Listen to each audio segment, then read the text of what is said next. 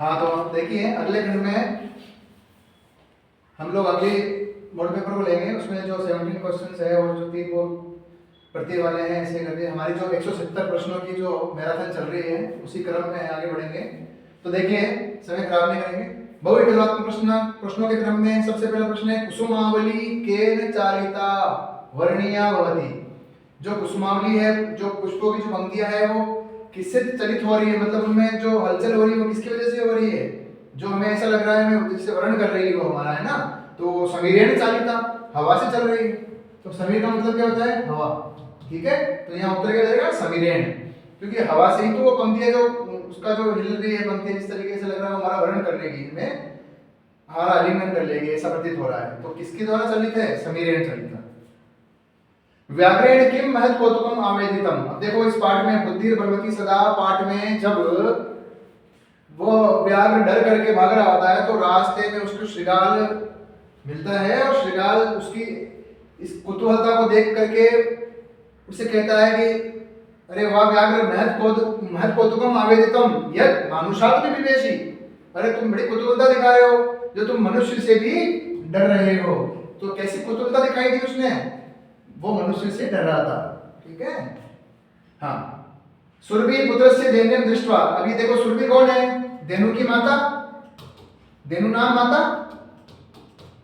ठीक है, अपने पुत्र यानी उस बेल की, कौन से बेल की, उस दुर्बल बेल की। ठीक है, दैन्य यानी दीनता को देख करके वो क्या कर रही होती है, सीधी सी बात है वो हंस रही होगी। ठीक है, वो सोच रही थी, वो चिंतन में पड़ गई थी, सोच में पड़ गई थी, सोचती है ना। नराणाम प्रथमः देह स्थित शत्रु, नराणाम प्रथमः देह स्थित शत्रु, मनुष्यों के शरीर में स्थित पहला शत्रु कौन है, तो नराणाम देह स्थित शत्रु क्रोधः। देखो क्रोध ऐसा शत्रु है जो मनुष्य के देह में स्थित होता है और देह का नाश कर देता है। क्रोधो ही शत्रु प्रथमो नराणाम देह स्थितो देह विनाशनाय। ठीक है, देह में स्थित है और देह के विनाश के लिए ही है। ठीक है, सिंह क्रोधेन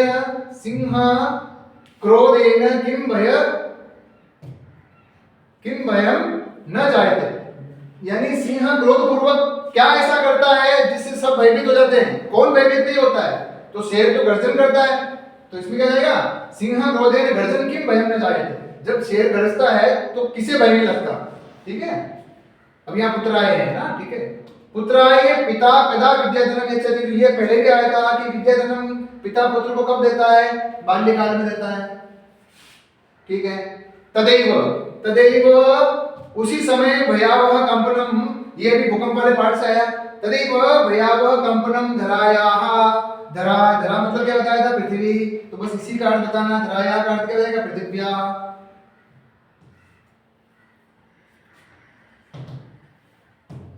अब देखिए, तोयेर अल्पे करुणया, तोयेर अल्पे करुणया, तोये मतलब अल्प, तोये मतलब थोड़े से जल से भी, करुणया मतलब करुणा से, करुणा से दया से, भीम बाणों भयंकर निदागे, निदागे यानी धूप में गर्मी में। तो यही पूछा है कि निदागे का अर्थ क्या है, यानी कौन सा समय है। निदाग मतलब ग्रीष्म काल, गर्मी का समय है यहाँ पर। ठीक है, निदागे यानी ग्रीष्म काल, वहां गर्मी का समय है। और उस गर्मी में भी जो किसान है, जो माली है, वो थोड़े से जल में भी जब अपनी करुणा से पौधों को सिंचन करता है, विशाल वृक्षों को सिंचन करता है, तो उसमें कहते हैं कि ये फिर भी बढ़कर है किससे, जब वर्षा ऋतु में इंद्र द्वारा मूसलाधार वर्षा करने पर भी वो महत्व नहीं सिद्ध होता, जो थोड़े से जल से भी भरी गर्मी में जो किसान और माली पौधों को सिंचते हैं, तो इनका महत्व बड़ा बताया गया है यहाँ पे। तो अस्मात् प्लस नगरात्, तो देखो यहाँ पे क्या हो गया, मैंने क्या बताया था, जब बाद में पंचम अक्षर हो और यहाँ कोई भी वर्गीय व्यंजन हो, कोई भी वर्गीय व्यंजन पहला दूसरा तीसरा चौथा जैसे भी हो। ठीक है, तो इसको भी इसका पांचवा हो जाएगा। तो देखो त का भी क्या हो जाएगा, पांचवा। तो त का पांचवा क्या होता है, न। तो अस्मान नगरात कौन सा ऑप्शन है, ये हो जाएगा इसमें। तो ये संधि कौन सी हो गई, बताओ, अनुनासिक संधि। कौन सी हो गई, अनुनासिक संधि हो गई। ये व्यंजन संधि के अंतर्गत आती है अनुनासिक संधि, जो बाद में यदि पांचवा अक्षर आए तो पहले वाले को भी पांचवा कर दिया जाता है, ये आपको बताया है।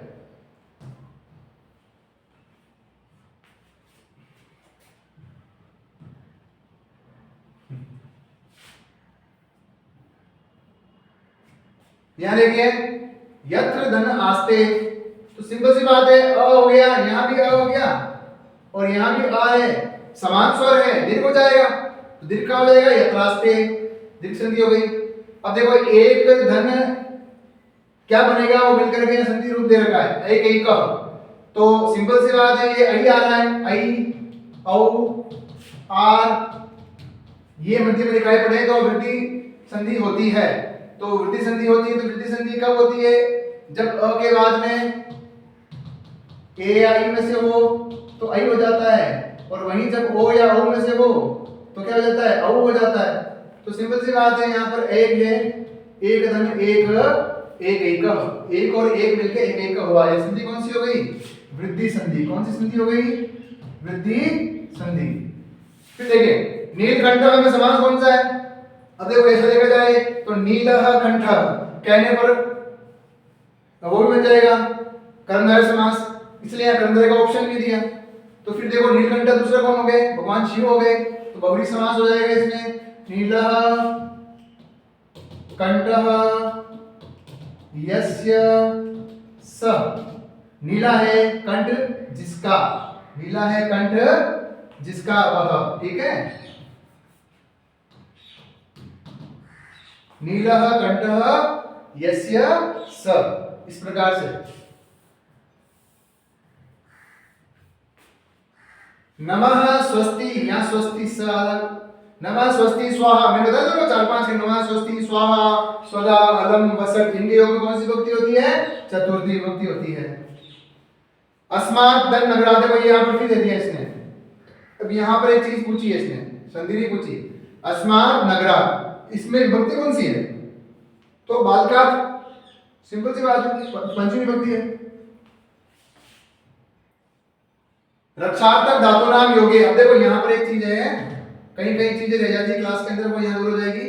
रक्षार्थक, रक्षार्थक या भय, भय या रक्षा, इन दोनों ही अर्थ की जब धातु का प्रयोग होता है तो यहाँ ध्यान रखना, जिससे रक्षा की जाए या जिससे भय लगता हो वहां पंचमी विभक्ति होती है। कौन सी विभक्ति होती है, पंचमी विभक्ति होती है, ये ध्यान रखना। रक्षार्थक या भय, जैसे विभेति, बालकः सिंहाद विभेति, है ना, चौरः आरक्षकात् विभेति। अच्छा फिर देखो क्या नाम, रक्षकः चौरात् रक्षति, है ना, आरक्षकः चौरात् रक्षति, तो वहां रक्षा करने के अर्थ में और भय अर्थ में, डर, इन दोनों ही अर्थों वाले धातुओं का प्रयोग होने पर जिससे डर लगे या जिससे रक्षा की जाए वहां पर पंचमी विभक्ति होती है।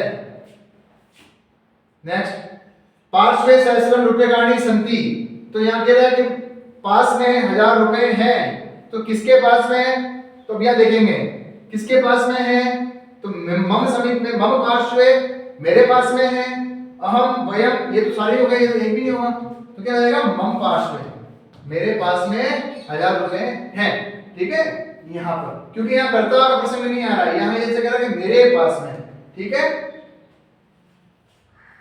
अहम सायं, तो सा क्या जाएगा, सार्ध, 30 मिनट अधिक हो गए, सार्ध समय क्या है 4, तो सार्ध चतुर का है, ये रहा सार्ध चतुर, वेरी सिंपल।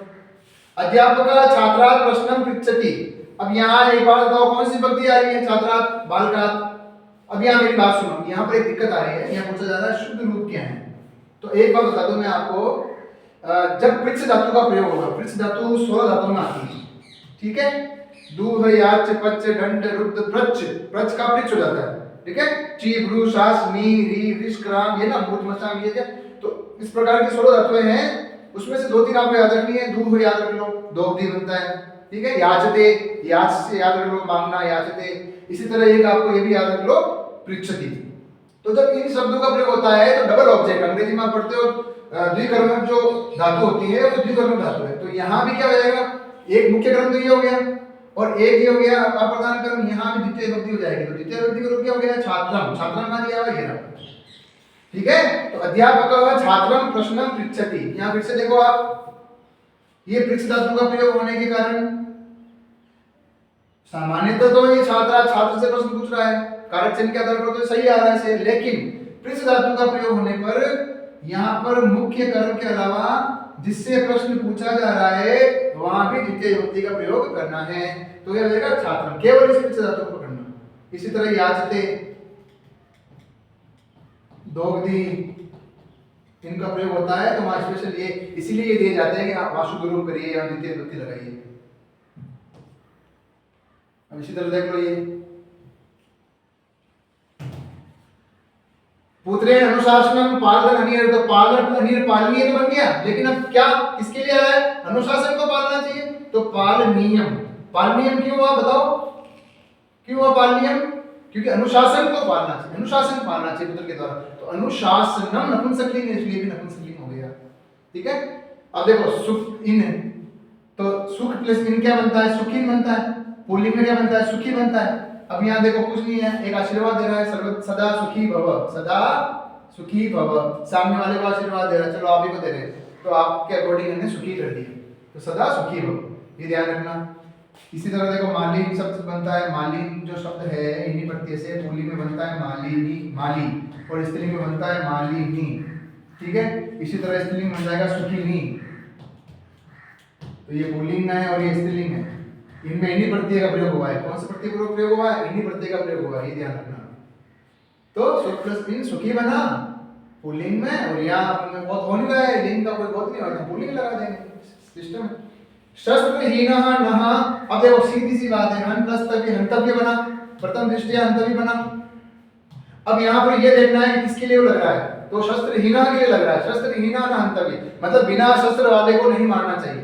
तो शस्त्रहीनः कौन सा लिंग है? पुल्लिंग, तो इसको भी क्या बना देंगे? पुल्लिंग। ठीक है, ये आज का आपका कंप्लीट हो गया। इस तरह से आप देखो